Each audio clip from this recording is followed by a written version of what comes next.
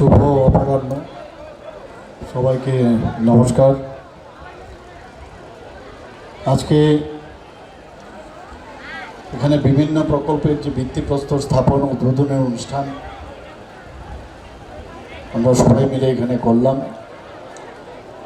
শহর ঊনকোটি জেলায় চণ্ডীপুর আরডি ব্লকে যে মাঠ, সেখানে আমরা সবাই মিলিত হয়ে আমরা সেটা প্রত্যক্ষ করলাম।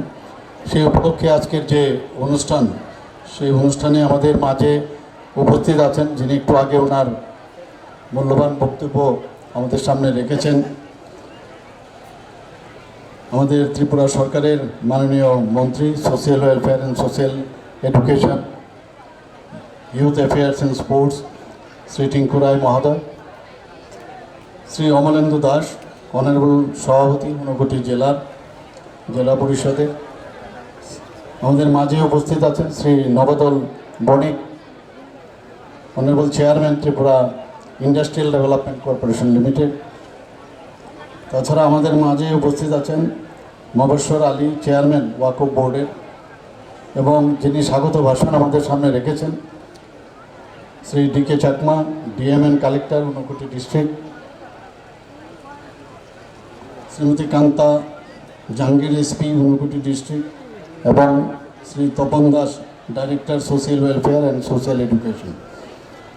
আমাদের মাঝে বিভিন্ন স্তরের জনপ্রতিনিধিগণ এখানে উপস্থিত আছেন এবং বিভিন্ন দপ্তরের আধিকারিকরা এখানে উপস্থিত আছেন, এলাকার বিশিষ্ট ব্যক্তিবর্গ এবং আমার প্রিয় মা ও বোনেরা এবং সাংবাদিক বন্ধুরা, সবাইকে আজকে এই মহতী অনুষ্ঠানে উপস্থিত থাকার জন্য হার্দিক অভিনন্দন ও শুভেচ্ছা জানাচ্ছি। আজকে সত্যিই ঊনকোটি জেলা এবং বিশেষ করে কৈলাস শহরের সবার জন্য একটা আনন্দের মুহূর্ত।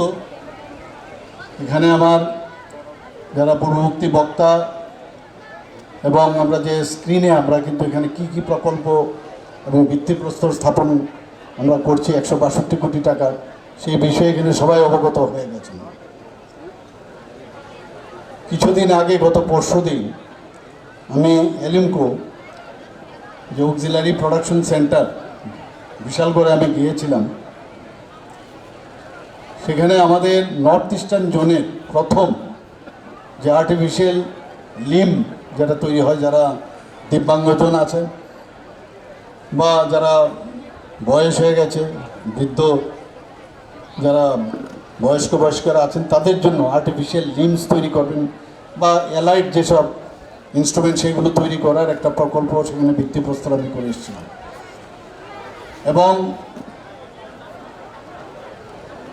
এখানে শুধু এখান থেকে যে প্রোডাক্টটা বেরোবে শুধু ত্রিপুরার জন্য না, নর্থ ইস্টের সমস্ত জায়গায় সেটা বিতরণ হবে। এবং নর্থ ইস্টের মধ্যে প্রথম এই ধরনের একটা যে এলিমকোর থ্রুতে এখানে যে একটা সেন্টার হয়েছে, তো সেইভাবেই আমাদের এখানে ত্রিপুরাতে একটার পর একটা যে মাননীয় প্রধানমন্ত্রী নরেন্দ্র মোদী যে চাইছেন যে নর্থ ইস্টকে কীভাবে আরও বেশি স্বনির্ভর করা যায়। আপনারা সবাই জানেন যে সেই দিনেই আমি এসডিএম অফিস আগরতলা, সেটারও আমি ভিত্তিপ্রস্তর সেখানে আমি স্থাপন করি। তো সেখানে কথায় আমি বলছিলাম যে বিরোধীরা কিন্তু অনেক সময় বলেন যে এখানে উন্নয়ন দেখা যায় না। তো আমি ওনাদেরকে বলেছিলাম যে মাননীয় প্রধানমন্ত্রীজি যখন এয়ার স্ট্রাইক করান, এবং আপনারা সবাই জানেন যে সার্জিক্যাল স্ট্রাইক যখন করান, তো বিরোধীরা প্রশ্ন করেছিলেন যে ওখানে যে সার্জিক্যাল স্ট্রাইক হয়েছে, এয়ার স্ট্রাইক হয়েছে, তার প্রমাণ কোথায়। আমি সেখানে বলেছিলাম এখন থেকে যেখানে উদ্বোধন হবে আপনারা এসে বসবেন আমার সাথে, তাহলে বুঝতে পারবেন কোথায় কোথায় আমাদের যে এই ধরনের ডেভেলপমেন্টের ওয়ার্ক আমরা করছি, তাহলে আপনারা বুঝতে পারবেন।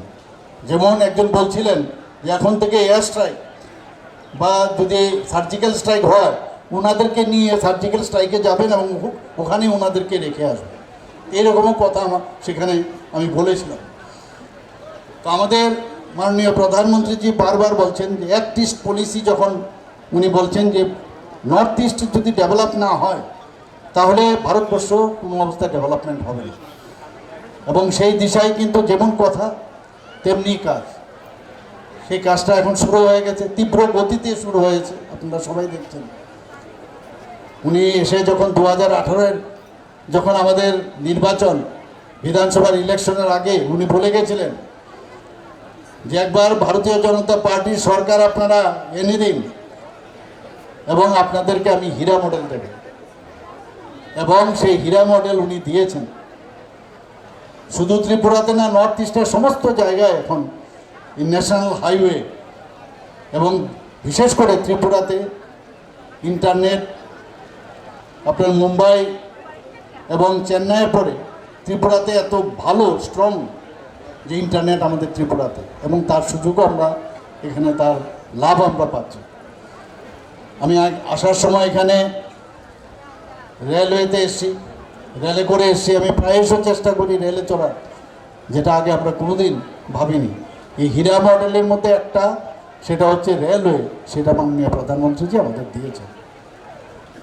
আমাদের এয়ারওয়ের কথা যদি বলি, আমাদের আগরতলার যে এয়ারপোর্ট, নর্থ ইস্টের মধ্যে সবচেয়ে সুন্দরতম যদি এয়ারপোর্ট থাকে, এই মহারাজা বীর বিক্রম কিশোর মাণিক্য বাহাদুরের সেই এয়ারপোর্ট।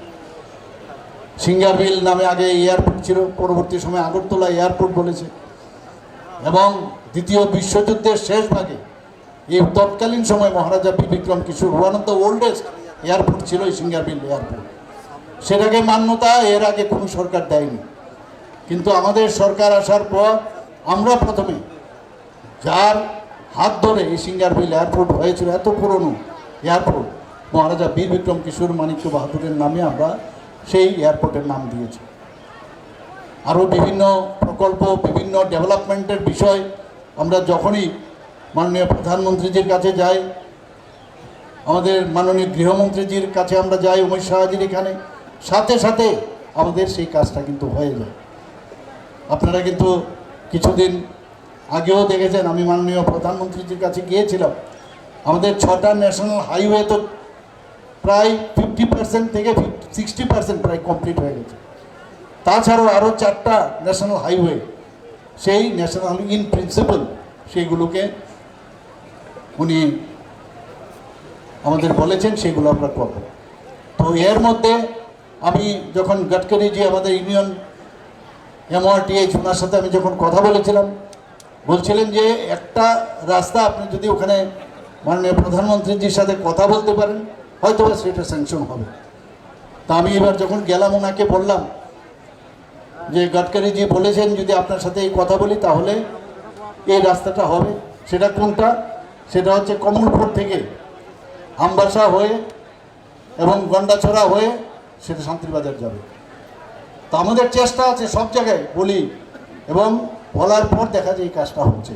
এটা যদি হয়ে যায় তাহলে আমাদের আজকে যেটা ডোমভোর যেতে আমাদের প্রায় 3 ঘন্টা লাগে আগরতলা দিয়ে, সেখানে 1 ঘন্টার মধ্যে আমরা আমবাসা থেকে চলে যেতে পারি। তো উন্নয়নের যোগ্য আমরা দেখতে পাচ্ছি এতদিন বাদে, প্রকৃত অর্থে উন্নয়ন কাকে বলে সেই কাজটা আমরা এখন করতে পারছি, এবং একমাত্র ডাবল ইঞ্জিনের সরকারের কারণেই সেটা সম্ভব হচ্ছে। যে কোনো জায়গায় যদি ডেভেলপমেন্ট আমরা চাই, সেখানে শান্তি এবং সম্প্রতি সেটা সবচেয়ে বেশি ইম্পর্টেন্ট। এবং আমরা দেখেছি মাননীয় প্রধানমন্ত্রীজি যখন আসলেন 2014-তে, এখন পর্যন্ত প্রায় 12টার থেকে 13টা নর্থ ইস্টার্ন রিজনে যে অ্যাকর্ড হয়েছে শান্তি প্রতিষ্ঠার লক্ষ্যে যে হয়েছে, তার কারণে আজকে নর্থ ইস্টার্ন জোনে শান্তি প্রতিষ্ঠিত হয়েছে। আগে কথায় কথায় আমরা যদি ধর্মনগরে আসতাম, আগরতলাতে এসকোর্টে আসতাম, আমরা যদি সাবরুমে যেতাম, এসকোর্ট ছাড়া সম্ভব হতো না। এবং এসকোর্টে দেখা গেছে প্রায় 10 থেকে 12 ঘন্টাও লেগেছে। নর্থ ইস্টার্ন জোনের কথা বলে তো লাভই নেই। গুয়াহাটি রেলওয়ে স্টেশনে কখন যে ডাইনামাইট সেখানে ফাটবে কেউ জানে না, বোম কখন পড়বে কেউ জানতো না। সেই জায়গায় আজকে নর্থ ইস্টার্ন রিজনে শান্তি প্রতিষ্ঠিত হয়েছে। এবং সেই কারণেই কিন্তু এই ডেভেলপমেন্ট, এই যে উন্নয়নের যে দিশা মাননীয় প্রধানমন্ত্রীজি দেখিয়েছেন, যে 2047-এর মধ্যে বিকশিত ভারত করার যে সংকল্প উনি নিয়েছেন, সেটা কিন্তু সম্ভব হচ্ছে। আমরা সবাই মিলে কাজ করছি। আমরা এর মধ্যে আপনারা দেখেছেন যে বাইরের থেকে প্রচুর ইনভেস্টার এখন ত্রিপুরাতে আসতে চাইছে। কারণ মেইন কারণ কি, ট্রান্সপারেন্সির সরকার। একটা ট্রান্সপারেন্সি যদি থাকে এবং বিশ্বাস যখন থাকে যে এই গভর্নমেন্টের সময়ে যদি আমরা সেখানে নিবেশ করি তাহলে আমাদের যে নিবেশের যে মূল্য সেটা সুরক্ষিত থাকবে। তো এই কারণে ত্রিপুরাতে এখন শান্তি আছে। আমরা সব জায়গায়, আমি যেটা বলি 28টা রাজ্যের মধ্যে নিচের দিক থেকে আমরা 3rd পজিশনে, আমাদের ল অ্যান্ড অর্ডার সিচুয়েশন এখন সারা ভারতবর্ষের মধ্যে আমরা 3য় স্থানে আছি নিচের দিক থেকে। তো সব মিলিয়ে মানুষ সব খবর রাখে, ইনভেস্টাররা খবর রাখে, ইন্ডাস্ট্রিয়ালিস্টরা খবর রাখে। সেই কারণে এখন মানুষ আসছে। কিছুদিন আগে আমরা ডেস্টিনেশন ত্রিপুরা করে একটা ইনভেস্টার সামিট আমরা এখানে করেছিলাম, আপনারা হয়তো অনেকে খবরের কাগজে পড়েছেন। সেখানে প্রায় 87টার মতো ইনভেস্টার আমাদের মৌ করেছে ত্রিপুরা সরকারের সাথে, এবং তার মূল্য প্রায় 3,700 কোটি টাকার যে নিবেশ ওনারা করবেন। সেটা আগে কিন্তু আমরা কোনোদিন দেখিনি। বিভিন্ন সেক্টরে এখন মানুষ বাইরের থেকে আসে। আমরা ছোট হতে পারি আমাদের রাজ্য, আমাদের সারা ভারতবর্ষের মধ্যে 3য় মানে পপুলেশনের দিক দিয়ে আমরা 3য় মানে 3rd পজিশনে আমাদের স্মল স্টেট হিসাবে।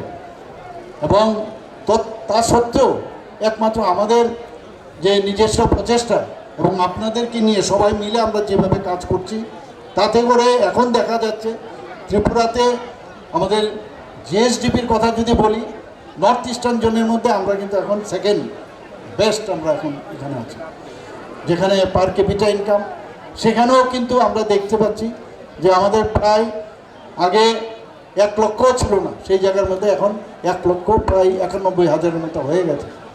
তো সব মিলিয়ে আমরা দেখছি ত্রিপুরা আগে পারফর্মিং স্টেট হিসাবে গণ্য হতো, এখন নর্থ ইস্টার্ন জোনের মধ্যে যে বিভিন্ন ইন্ডেক্স আছে সেই ইন্ডেক্স অনুসারে আমরা ফ্রন্ট রানার, আমরা বেস্ট পারফর্মার স্টেট হিসাবে আমরা গণ্য হচ্ছি। তো আমরা বিভিন্ন জায়গায় কাজ করছি। আমরা যে ইন্ডাস্ট্রিয়াল এরিয়াগুলো আছে সেখানে এমএসএমইর মাধ্যমে আমরা দেখেছি যে আমরা মাইক্রো যে ইনভেস্টার্স আছে তারা অনেক বেশি, স্মলেও আছে, মিডিয়ামেও আছে, আরও অনেক লোক এখন চেষ্টা করছে এখানে আসার জন্য। মাইক্রোতে প্রায় 2.1 লাখ আমাদের যারা এই ইনভেস্টাররা আছে তারা কিন্তু যুক্ত হয়েছে। তো ত্রিপুরাতে এখন আগামী দিন যেভাবে কাজ চলছে, আমি নিশ্চিত এখানে রাস্তা যেভাবে হচ্ছে এবং আমাদের স্টেট ন্যাশনাল হাইওয়ে আমরা করছি, আমাদের যেমন সেন্টার থেকে আমরা সাহায্য পাচ্ছি, আমরা নিজেরাও আমরা সেভাবে করছি। আমি সব জায়গায় বলি যে এই রাস্তা তো হচ্ছে, কিন্তু এই রাস্তা কিন্তু আমাদের আগামী দিনের রাস্তা দেখায়।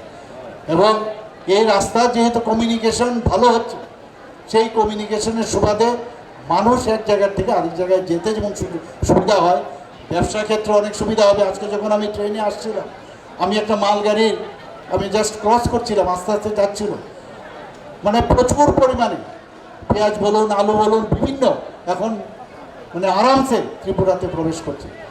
এবং ত্রিপুরার থেকেও এবারও আমি মাননীয় রেলওয়ে মিনিস্টারের সাথে আমি কথা বলেছি যে আপনাদের এখানে কৈলাস শহরে যে একটা আমরা ট্রেন বলছিলাম ধর্মনগর থেকে এদিক দিয়ে যাবে, তো উনি শেষ পর্যন্ত বললেন যে আমি আস্তে আস্তে করব, কিন্তু আমরা প্রথমে যেটা করব সেটা ধর্মনগর থেকে কৈলাস শহরের রেল লাইন আমি করে দেবো, সেই কথাটা উনি আশ্বস্ত করেছেন।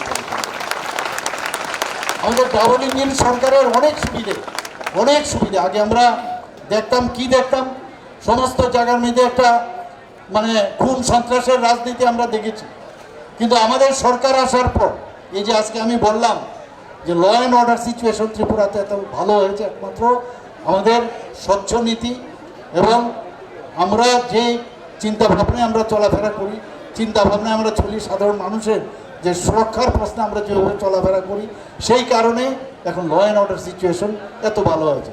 আগে কলেজে যাওয়া, স্কুলে যাওয়া একটা অশান্তির বাতাবরণ আমরা দেখতাম, এখন সেই রাজনীতি আর এখন নেই। মানুষ আমাদের উপর বিশ্বাস করছে। দ্বিতীয়বার ভারতীয় জনতা পার্টির নেতৃত্বাধীন সরকারকে আবার নিয়ে এসছে 2023-এ। আগামী 8 তারিখ 8ই মার্চ আমরা সেটা পালন করতে যাচ্ছি। মানে ভারতীয় জনতা পার্টির নেতৃত্বাধীন সরকারের দ্বিতীয় বর্ষের দ্বিতীয়বারের আমরা পালন করতে যাচ্ছি। তো সব দিকে মিলিয়ে আজকে এমন এক ত্রিপুরাতে এমন এক অবস্থা এসে মানুষ আমাদের উপর বিশ্বাস এসছে। বন্ধুগণ, এখানে 162 কোটি টাকার বিভিন্ন প্রকল্প ভিত্তিপ্রস্তর আজকে আমরা স্থাপন করলাম ঠিকই, এবং আমি যখন এলাম এখানে বিরোধী দলের এক বিশেষ শ্রেণীর এক নেতা, একদম পুরো এখানে সবাই জানেন, উনি এসেছিলেন, আমাকে ধন্যবাদ দিয়ে গেছেন আমাদের সরকারকে, যে আমাদের আপনি যেভাবে উন্নয়ন করছেন, বিশেষ করে 19 কোটিতে আগে কেউ এইভাবে কেউ দেখেনি। আগে রাজনীতির নামে রাজনীতি হয়েছে। এখানে আমাদের মাননীয় মন্ত্রী বাহাদুর টিঙ্কুরাই বলছিলেন যে আরও অনেক কিছু হবে, ভুলবশত ঘোষক এখানে 600 বলেছেন, তো অলরেডি 600রও হিসাব কিন্তু এখানে দিয়ে দিয়েছে। তো আমি আশা করি মানে আমাদের ইন্টেনশনটা কি সেটা দেখতে হবে, এবং আমরা চাই যে সর্বস্তরে, সেটা স্বাস্থ্যের বিষয়ে হোক, সেটা রাস্তাঘাটেরই হোক, সেটা খেলাধুলার বিষয়ে হোক, ট্যুরিজমের বিষয়ে হোক, সব দিকে, এবং এডুকেশনের দিক দিয়ে আমরা কিন্তু সব দিকে আমরা চেষ্টা করছি। ত্রিপুরার মানুষের জন্য আমরা কাজ করতে চাই, সব সেক্টরে আমরা যেন বেস্ট থাকতে পারি, সেই কাজটা আমরা করতে পারি। এখানে পানীয় জলের সম্পর্কে অনেক সময় অনেক খবর আসে, কাজ করতে গেলে অনেক সময় সমস্যা হবে। তো সব জায়গায় যাতে ট্রান্সপারেন্সি থাকে, এবং আমাদের সরকার একটা জিনিস আছে, যখন কোনো জায়গার মধ্যে কোনো খবর আসে সাথে সাথে আমরা কিন্তু সেটাকে অ্যাড্রেস করি, এবং তার যদি কোনো জায়গায় সমস্যা হয় সমাধানের আমরা চেষ্টা করি। আগে সরকার আমরা দেখেছি, আমরা সবাই, এই সরকার সমাধান সৃষ্টি করে, ওরা সমস্যা সৃষ্টি করে ওরা সরকারে থাকতো। আর আমাদের সরকার যখন আসলো, আমরা সমাধানের করে আমরা সরকারে থাকতে চাই। আমরা আজকে 2 বছর পূর্ণ হতে যাচ্ছে, আগামী আরও 3 বছর আছে। আমি নিশ্চিত যে আমাদের সরকার, মাননীয় প্রধানমন্ত্রী নরেন্দ্র মোদীজি আমাদের উপর যে আশীর্বাদ উনি বর্ষিত করেছেন, আমাদের শুধু কৈলাস শহরে না, সমস্ত ত্রিপুরাতে সব জায়গার মধ্যে, সমস্ত 19 কোটি জেলা থেকে আরম্ভ করে সমস্ত জেলায় আমরা বিভিন্নভাবে আমরা উন্নয়ন আমরা করব, সেই বিষয়টা আমি আশ্বস্ত করতে চাই সমস্ত ত্রিপুরাবাসীকে। বন্ধুগণ, ত্রিপুরার বিশেষ করে ইয়ুথদের, এখন আমাদের ত্রিপুরাতে যে ইয়ুথ, তাদের কিন্তু ট্যালেন্টের অভাব নেই। আমরা বিভিন্নভাবে তাদেরকে যে এন্টারপ্রেনার বানানোর চেষ্টা আমরা করছি। কিছুদিন আগেও আপনারা দেখেছেন, আমরা সেখানে আমরা বলেছি, আমাদের মাননীয় গৃহমন্ত্রীজি উনি ভিডিও কনফারেন্সের মাধ্যমে আমাদের সাথে ভার্চুয়ালি উনি আমাদের সাথে যুক্ত হয়েছিলেন। সেখানে প্রায় আমরা এখন পর্যন্ত মানে সেদিনের যে গ্রুপ ডি এবং গ্রুপ সি, তার আগে সব মিলিয়ে এই সরকার আসার পরে 16,000-এর উপরেও আমরা সরকারি চাকরি আমরা দিয়েছি। বন্ধুগণ, একদিকে চাকরি দিচ্ছি, এন্টারপ্রেনারশিপ আমরা বাড়াচ্ছি, বিভিন্ন যারা বাইরের থেকে ইনভেস্টর সেখান থেকে তারা আসছে, এবং সেখানেও চাকরির সুবিধা, কর্মসংস্থানের সুযোগ আমরা করে দিচ্ছি।